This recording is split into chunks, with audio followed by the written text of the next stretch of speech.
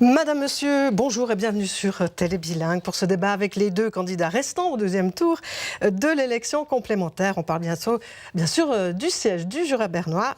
La Constitution veut que ce soit de jurassien bernois Roberto Bernasconi, socialiste, directeur d'école primaire à Malray et député au Grand Conseil depuis 2009, et Pierre-Alain Schneck de l'Union démocratique du Centre, ingénieur en informatique de gestion, également député et président du conseil d'administration de l'hôpital du Jura bernois, entre autres. Bonjour messieurs. Bonjour. Bonjour madame. Alors peut-être si vous voulez bien, on commence avec quelques chiffres. Pierre-Alain Schneck, vous êtes arrivé 3e sur l'ensemble du canton le 28 février, après Christophe Ammann, élu nouveau conseiller d'État qui remplacera Andreas Rickenbacher, et puis votre collègue de parti Lars Guggisberg. Vous êtes donc placé en pole position, on peut parler comme ça, pour le 3 avril, premier francophone. De quoi être optimiste pour ce deuxième tour. Ce sont vos mots, mais pas euphoriques.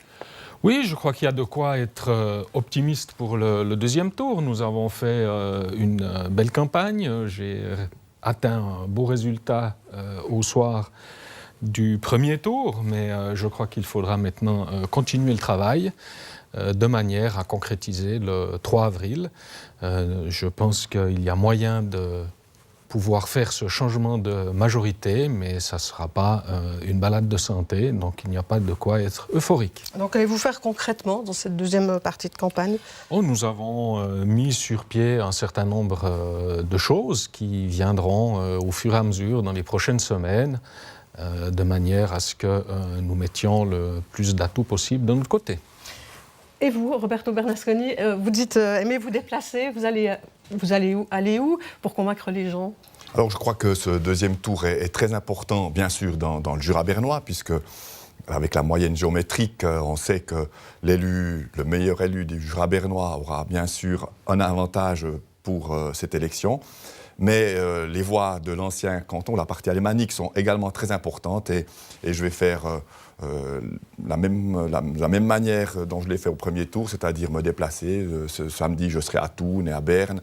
Je crois qu'être dans la rue est quelque chose de très important, d'aller à la rencontre des citoyens pour leur expliquer les motivations. Vous croyez au terrain ? Oui, bien sûr. Je crois que si j'ai fait ce résultat, je pense que c'est par rapport à ma position pendant cette campagne très, très importante dans la partie alémanique aussi. Alors, on revient à cette forte participation qui était due à l'initiative pour le renvoi des criminels étrangers. Le vote, il sera tout différent le 3 avril. Alors, j'espère que, bien sûr, il y aura une participation moindre. Je crois qu'on sera certainement, avec M. Schneck et moi, les candidats du Jura bernois qui auront atteint des records au niveau des suffrages dans notre canton. Mais je pense qu'à nous de mobiliser l'électeur, à nous de leur prouver que de se déplacer aux urnes le 3 avril est très, très important, et notamment dans le Jura bernois. C'est un défaut qu'il y ait une moindre participation en ce qui vous concerne pour vous, M. Schneck ? Non, je ne pense pas. Je pense qu'il est important que le peuple puisse se prononcer encore une fois et qu'il le fasse avec une belle mobilisation, raison pour laquelle nous allons travailler durant cette campagne. Mais il est clair qu'il ne faut pas s'attendre au record de participation que nous avons eu pour le premier tour. Mais j'espère que la population s'exprime le 3 avril. Alors, après le retrait de Patrick Steiger du Parti évangélique, on a des électeurs potentiels à rallier. Je commence peut-être par vous, Roberto Bernasconi. Est-ce qu'ils vont vous rallier ou pas ? Alors, je pense que si on analyse un peu les chiffres, dans le Jura bernois, il y a eu, je pense, entre 20 et 30% de l'électeur qui a voté 2 francophones. Et cet électorat-là devra maintenant choisir, puisque soit ils ont voté, je prends un exemple, Steiger-Schneck, là le choix est vite fait. S'ils ont voté Steiger-Bernasconi, le choix est vite fait. Mais par contre, il y a certainement beaucoup d'électeurs qui ont voté Bernasconi-Schneck. Et je pense que ces personnes-là devront maintenant se dire, je dois choisir entre une majorité. Finalement, ça sera la question, est-ce qu'on veut une continuité ou est-ce qu'on veut un changement de majorité au gouvernement ? Quel sera votre discours pour les convaincre, ces électeurs potentiels ? Alors, on a un gouvernement rouge-vert depuis 10 ans, ça fonctionne bien. Je crois que tous les indicateurs financiers sont positifs. Je ne sais pas si on va parler des finances, mais les comptes, on en parlera tout à l'heure, donc je pense. Donc, on a vraiment, je crois, un bon travail et cette balance entre le gouvernement et le Parlement, je crois que c'est très très important qu'elle puisse continuer de fonctionner ainsi. Oui, bon, parce que la question, c'est bien celle-ci. Hein. Si vous êtes élu, par exemple, Pierre-Alain Schnegg, le gouvernement bernois bascule à droite, sinon il reste à gauche. Donc l'enjeu vaut la chandelle pour avoir ces voix que Patrick Steiger avait eues. Oui, je crois que l'électorat va devoir choisir entre deux visions, entre deux personnalités, entre deux modes de défendre le Jura bernois. Je crois que je partage un certain nombre de valeurs importantes avec l'électorat traditionnel de Patrick Steiger.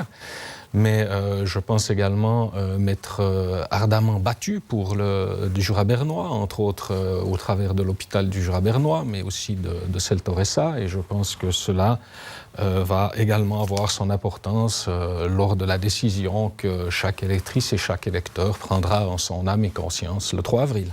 Vous parlez par exemple de votre statut de président du conseil d'administration de l'hôpital du Jura bernois. C'est important cette fonction par rapport à une élection comme celle d'aujourd'hui ?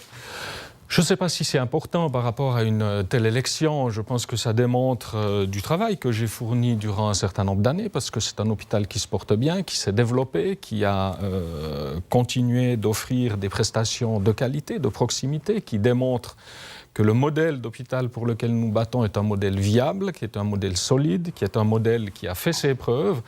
Et je pense que c'est un modèle que nous devons à tout prix conserver. Ce que malheureusement mon contradicteur est prêt à sacrifier pour en faire des centres de santé, comme il l'a d'ailleurs clairement exprimé sur Téléberne au mois de février. Peut-être une réaction ? Oui, alors, les centres de santé, c'est une solution, elle existe déjà ailleurs. Je n'ai jamais dit qu'il fallait transformer l'hôpital du Jura bernois en centre de santé. Je demanderai à M. Schnegg. Vous parlez par exemple du futur centre de santé de Moutier ? Mais par exemple, il y a aussi à Tavannes des possibilités de centre de santé. Je pense que ce sont des alternatives et pas pour remplacer. Je crois que pour le Jura bernois, M. Schnegg l'a déjà expliqué. Moi, je n'ai jamais dit qu'il fallait transformer l'hôpital du Jura en centre de santé. Mais que dans l'avenir de la politique hospitalière, on ne pourra pas garder, comme en 1900, un hôpital tous les 30 km. D'accord, mais qu'est-ce que ça pourrait amener, les centres de santé, en plus, par rapport à ce qui existe maintenant ? D'après M. Schnegg, ça va bien, pour l'instant. Oui, les centres de santé, ce sont des... Quand M. Schnegg dit que ça ne coûte pas plus cher, bien sûr qu'avec moins d'hôpitaux, ça ne va pas coûter plus cher, mais c'est en tout cas... pas, si on avait gardé l'ancien système, coûterait plus cher. Donc on va vers une optimisation des coûts de la santé. Voilà. Oui. J'aimerais peut-être quand même réagir. On a fermé 13 hôpitaux dans le canton de Berne. Les coûts de la santé n'ont pas diminué. Sur Téléberne, tu t'es clairement exprimé qu'il y avait trop d'hôpitaux dans la région et qu'une transformation en centre de santé était certainement quelque chose d'envisageable. Et je pense que là... Non, c'est pas vrai. Alors il faut réécouter les interviews sur Téléberne. C'était en allemand, alors il y a peut-être eu une mauvaise compréhension de ce que tu as voulu exprimer. Donc si on a fermé ces 13 hôpitaux et ça ne coûte pas plus cher, c'est qu'on a réussi. Parce qu'en gardant les hôpitaux, ça aurait coûté plus cher. J'ai bien dit qu'en les fermant, les coûts de la santé n'ont pas diminué. Au contraire, les coûts de la santé ont augmenté.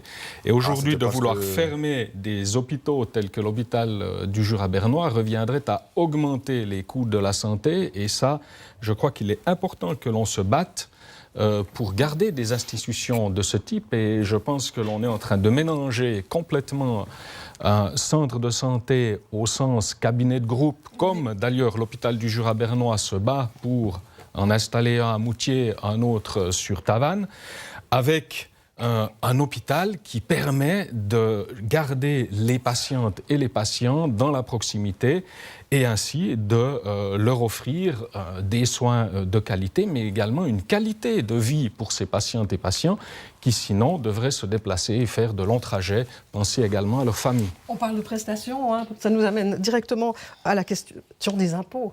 Les impôts, alors là vous n'êtes pas du tout d'accord l'un et l'autre, on le sait. Baisser les impôts, Roberto Bernasconi, et c'est en tout cas pas une de vos promesses. Qu'est-ce que vous en dites ? Écoutez, le canton de Berne a fait, suite à au compte négatif de 2012 beaucoup d'économies. On a eu un plan d'économie drastique et qui a été rejeté par la population lors des dernières votations du 28 février, puisque le Parlement avait décidé de ne plus subventionner les caisses maladies. On va boucler, je crois qu'on peut le dire, puisque l'embargo était jusqu'à 9h30 aujourd'hui. Donc les comptes du canton vont boucler avec 170 millions d'excédents de revenus, ce qui est beaucoup plus que ce qui était prévu. À ça s'ajoutent les 164 millions qui seront versés sur le fonds de la Banque nationale. Et c'est la preuve que les économies peut-être étaient superflues et que par la suite, ces rentrées fiscales vont diminuer. Et il y a d'autres projets, je pense notamment au vieillissement de la santé des personnes et des dépenses et des investissements qui devront arriver dans le futur. Et il ne faut en tout cas pas diminuer les impôts. Vous voyez la chose en rose, c'est pas votre avis? Non, c'est pas tout à fait notre avis, et mon avis, je dirais. Pourquoi? Parce que le canton de Berne va faire face à des défis extrêmement importants. D'ailleurs, celui qui a lu le communiqué de presse du canton l'a également remarqué ce matin. Ces défis sont nombreux, mais pensons également, ne serait-ce qu'à la réforme de l'imposition des entreprises, qui va nécessiter de dégager un certain nombre de marges de manœuvre financières. Et pour ça, je crois qu'il est vraiment important que le canton s'y attelle. Il est bien clair que diminuer les impôts pour creuser le déficit, c'est exclu. Je crois que si nous voulons diminuer les impôts, il faut pouvoir le faire en ayant auparavant dégagé certaines marges de manœuvre. Maintenant, pour dégager ces marges de manœuvre, je crois que le canton doit se poser toute une série de questions. Et il aura d'ailleurs l'occasion de le faire suite à l'adoption de la motion déposée par le Parti évangélique. Et je suis certain qu'on trouvera des moyens de rendre notre État nettement plus efficace. J'aimerais juste prendre ici un exemple, c'est les impôts. Je crois qu'aujourd'hui, personne ne se plaint de l'effort qui a été fait au niveau de la déclaration fiscale, de tout l'apport de la technologie, qui aujourd'hui permet un traitement beaucoup plus efficace, tant pour le citoyen que pour l'État. Et ce genre d'exemple, je suis convaincu qu'il y en a beaucoup à travers le canton et ça permettra, en travaillant efficacement, de les exploiter au mieux et de pouvoir, avec ça, continuer d'offrir de belles prestations à nos citoyennes et nos citoyens, tout en redevenant un peu plus attractifs sur la scène suisse. Qui dit baisse d'impôts, dit baisse de prestations. Oui, donc M. Schneck dit tout le temps qu'on peut faire des baisses d'impôts sans baisser des prestations. Et je crois que si on diminue le nombre de personnes qui travaillent dans l'administration, on diminue des prestations, même si ce ne sont pas des prestations physiques et de la production. Les gens qui travaillent dans l'administration fournissent des prestations à tous les niveaux. Et je crois que là, on va contre un mur, puisqu'on ne pourra pas diminuer ces prestations, diminuer les impôts sans diminuer des prestations. Mais tout de même, excusez-moi, c'est des impôts parmi les plus hauts dans le canton de Berne. Ça pourrait faire fuir des gens, peut-être des entreprises. Moi, j'ai été maire de Malray avec un taux d'imposition qui était pratiquement le plus haut du canton de Berne et la population n'a cessé d'augmenter. Je rappelle que le taux d'imposition est un point que les familles ne regardent pas. On regarde des prestations. Est-ce qu'il y a des transports publics? Est-ce qu'il y a des écoles, des places dans les crèches? Et c'est ça que la population regarde lorsqu'elle veut s'établir à un endroit. Peut-être que pour les entreprises, c'est différent, mais là aussi, je crois que l'imposition des entreprises est tout à fait réaliste dans notre canton, puisque dans un débat où M. Schneck disait que c'est seulement 6% des impôts des entreprises qui payent le 90% des impôts. Donc là, je crois qu'il y a aussi, au niveau de l'imposition des entreprises, peut-être une réflexion à avoir. Si 94% des personnes morales ne payent que 10% de l'impôt, je pense que là, il y a des questions à se poser. Vous êtes entrepreneur, donc vous êtes au sujet de cette chose-là. Oui, tout à fait. Je crois qu'il y a plusieurs points. Je pense qu'une entreprise paye des impôts sur son bénéfice.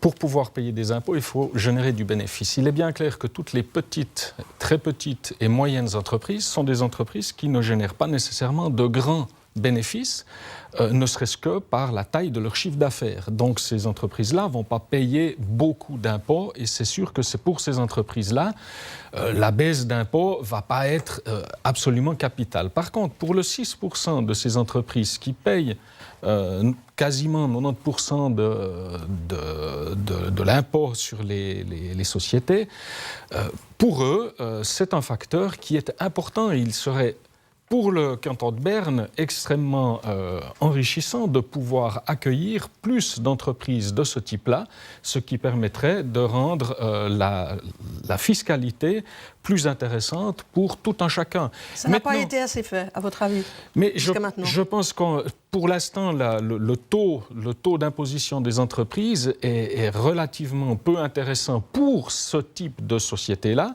La réforme qui est envisagée par le gouvernement va, je crois, dans la bonne direction. Maintenant, on verra comment elle sera mise en œuvre et comment elle pourra être mise en œuvre, ce qui rendra une certaine attractivité au canton de Berne, mais n'oublions pas que tous les cantons se battent également et se battent violemment. Maintenant, lorsqu'on me dit que baisser les impôts, c'est baisser les prestations, je suis totalement en faux avec une telle affirmation. Prenez de nouveau la déclaration fiscale. Je crois qu'aujourd'hui, on a plus de prestations avec moins de personnes, mais une meilleure utilisation de la technologie, et je crois que tout le monde en est satisfait. Et il y a beaucoup d'endroits où nous pourrions améliorer ce fonctionnement. Ça commence également au niveau du gouvernement, où d'ailleurs des motions sont en cours de traitement pour le réorganiser, en tout cas partiellement. Peut-être un petit mot pour conclure sur ce thème. Voilà, moi, par rapport à l'imposition des entreprises, je pense que là, moi, je pourrais avoir le même discours que M. Schneck, c'est-à-dire, on a un certain montant qui rentre, c'est le 11%, quelque chose comme ça, des rentrées fiscales. Gardons ce 11%, mais faisons une répartition différente entre le 6% des personnes qui payent 90% et les 94% qui payent que 10%. Alors il y aurait peut-être une façon de calculer, d'étaler cette imposition de manière différente. Donc si je prends note que tu aimerais assommer fiscalement les petites et moyennes entreprises. Ah non, je ne parle pas d'assommer puisqu'ils n'en payent pas des impôts maintenant. Si tu veux leur en faire payer plus, ça va être pris quelque part dans leur substance. Mais je pense que 94% qui payent seulement 10%, là il y a certainement une disproportion. Mais il faut le mettre en relation avec le chiffre d'affaires que ces entreprises font. Vous êtes pour plus de petites et moyennes entreprises pour dynamiser aussi l'économie, particulièrement peut-être dans notre région du Jura bernois, mais aussi dans tout le canton de Berne. Dans le Jura bernois, je crois qu'on est un exemple avec un taux de chômage qui est très très bas par rapport, même dans tout le canton de Berne, par rapport au reste du canton. Donc je ne crois pas qu'on a des problèmes de ce niveau-là. C'est vrai qu'il y a des défis encore à avoir pour le futur, mais je répète que le canton a tout fait jusqu'à présent pour introduire de nouvelles situations. Il y aura un centre qui va se créer, un centre d'innovation à Bienne, dont le Jura bernois pourra certainement en profiter. Et du côté de Berne, il y a également des projets avec l'hôpital de Lille de développement très importants. D'accord. Je change de sujet. On parle de la question jurassienne, si vous le voulez bien, parce que là, vous êtes attendus au contour, autant l'un que l'autre. On dit qu'actuellement, le gouvernement bernois est frileux concernant sa prise de position. Pierre-Alain Schneck, est-ce que vous en parlerez plus? Mais je pense que le gouvernement n'a pas à se comporter en mouvement de lutte, mais le gouvernement doit se positionner, le gouvernement doit gérer ce processus et le gouvernement bernois doit s'exprimer comme le font les gouvernements d'autres cantons dans des situations pareilles et dans le cas précis comme le fait le gouvernement du canton du Jura. Et le canton de Berne a tellement d'atouts à mettre en valeur que c'est maintenant que ces atouts doivent être mis en valeur et qui peut mieux le faire que le gouvernement. Et c'est ça que j'attends du gouvernement, c'est des prises de position plus claires, plus dynamiques en direction de l'électorat de Moutier qui devra choisir et son choix aura des répercussions extrêmement importante pour toute la population de cette ville. Si on prend l'administration qui est installée dans cette ville, si on prend d'autres institutions qui sont installées dans cette ville, et là le gouvernement doit se positionner, doit expliquer ce qui va se passer ou ce qui pourrait se passer dans un cas ou dans un autre. Et j'attends qu'à ce niveau-là, il prenne un peu plus d'initiative que ce qu'il a fait jusqu'à ce jour. D'accord. On parle de Moutier. Juste pour revenir pour le premier tour, ces votes blanc et nul. on le dit, les autonomistes ne vous voient pas au gouvernement bernois. Qu'est-ce que vous répondez? Alors écoutez, ça ne tient que à celui qui veut le dire. Je crois que le résultat que j'ai obtenu, la confiance que j'ai au niveau du Parti socialiste bernois, au niveau des soutiens des membres de l'exécutif actuel qui me soutiennent, donc je ne crois pas qu'on peut aborder dans ce sens. Maintenant, je pense que l'électorat autonomiste n'a pas pris un grand risque lors du premier tour, puisqu'on était pratiquement sûr qu'il n'y avait pas d'élus. J'ai pu prouver avec mon résultat et avec les soutiens que je suis à la hauteur de cette tâche. Et je crois que maintenant, lors du deuxième tour, j'espère que cet électorat pourra faire son choix. Ils vont changer d'avis? Ils ne doivent pas changer d'avis, puisque ne pas voter, c'était peut-être exprimer que pour l'instant, ils n'étaient pas d'accord. À moi maintenant de prouver que je suis à la hauteur de la tâche. Pour revenir sur la question de Moutier, je crois que pour l'instant, le gouvernement bernois a fait tout juste, puisque tout se passe pour le mieux. La date de vote de Moutier a été fixée, le processus est en cours, et sans un fort appui du Parlement contre l'avis de l'UDC, ça ne serait pas été le cas, puisque le parti de M. Schneck et M. Schneck ne voulaient pas un vote en deux temps. Et là, on voit de nouveau que nous sommes en contradiction contre quelque chose qui me paraît vraiment bien pour la région, puisque les prévôtois pourront se déterminer avant les petites communes. Maintenant, parlons du département, qui, on imagine que ça sera... la santé, on n'en est pas sûr, on en discutait hors antenne avec vous, entre autres, Roberto Bernasconi. La santé, est-ce que c'est quelque chose qui vous plaira? Alors, je crois que je suis candidat pour l'instant au gouvernement. La distribution de la direction ça va arriver dans un deuxième temps. Je crois que là, on ne peut pas mettre la charrue avant les bœufs. Il est clair que actuellement, c'est un dicaster qui sera très difficile à reprendre, puisqu'il y a eu, on le sait, des départs au niveau de la direction, avec le départ de M. Pernou. Et je crois que là, il y aura un grand travail au niveau de la direction de la santé, de reformer une équipe de travail. Mais comme toutes les directions, je crois qu'avec une bonne équipe, avec des collaborateurs à la hauteur de la tâche, je crois que rien n'est impossible. Ouais, c'est pourtant un dicaster compliqué, Pierre-Alain Schneck. Remplacer Philippe Pernou en tant que ministre de la Santé, vous... Écoutez, pour l'instant, les dicastères n'ont pas encore été répartis, même s'il est vrai que l'on peut s'attendre à ce que l'élu du Jura bernois reprenne la santé, parce que... bien rarement, les personnes élues se pressent sur un tel dicaster. Voilà. En ce qui me concerne, je n'ai jamais caché l'intérêt que j'avais pour ce dicaster, parce que j'estime que c'est quelque chose d'extrêmement intéressant. C'est un domaine qui est passionnant et sur lequel il va y avoir beaucoup de travail, du travail difficile. Comme ça a déjà été mentionné, une équipe à reconstruire, mais également énormément de chantiers sur lesquels on ne peut pas attendre. Mais je crois que mon parcours, mon bagage, les expériences que j'ai pu faire à la tête de l'hôpital, mais également à la tête d'autres institutions, me permettent d'envisager avec une certaine sérénité un tel défi que je me réjouirais de relever si les citoyennes et citoyens du canton de Berne veulent bien m'élire. Peut-être un peu un bémol pour vous, qui n'êtes pas tellement dans la branche? Écoutez, je crois que mon expérience politique est bien plus grande que celle de M. Schneck, avec bientôt 8-7 ans au Grand Conseil, 10 ans dans un exécutif, 4 ans à la mairie. Je crois que c'était notre atout lors de cette campagne. M. Hamann a été élu certainement aussi à cause de ça. Je crois que mon bagage politique et humain va me servir dans cette campagne. Je crois que là, on a aussi... Peu importe le département. Peu importe le département. Après... moi, je suis bien sûr prêt à reprendre, comme je l'ai dit tout à l'heure, n'importe quel département. Et en cas d'élection, je crois qu'on devra avoir une discussion au sein non seulement du parti, mais du gouvernement pour cette distribution de dicaster, même s'il n'y a pas une grande réforme au niveau de la reprise de ce dossier. Je crois qu'il sera très très important d'avoir l'appui du reste du gouvernement, parce que, on l'a vu, on le sait, le gouvernement, les directions vont être réorganisées, et là aussi, je pense qu'au niveau de la direction de la santé, il y aura certainement un élément ou l'autre qui vont changer. Roberto Bernasconi, on arrive au terme de ce débat déjà. Merci beaucoup d'être venu. Bonne chance à vous, bien entendu. Ainsi qu'à vous, Monsieur Schneck, Pierre-Alain Schneck. Vous allez continuer maintenant. Ce qu'on a appris aussi, c'est que vous étiez prêts à travailler jusqu'au 3 avril. Alors, bon travail à vous deux. Merci. Merci. Bonne journée. Merci et bonne journée. Voilà, Madame, Monsieur, c'est ainsi que se termine ce débat. Le siège du Jura bernois avec Roberto Bernasconi, on le rappelle, et Pierre-Alain Schneck. À bientôt.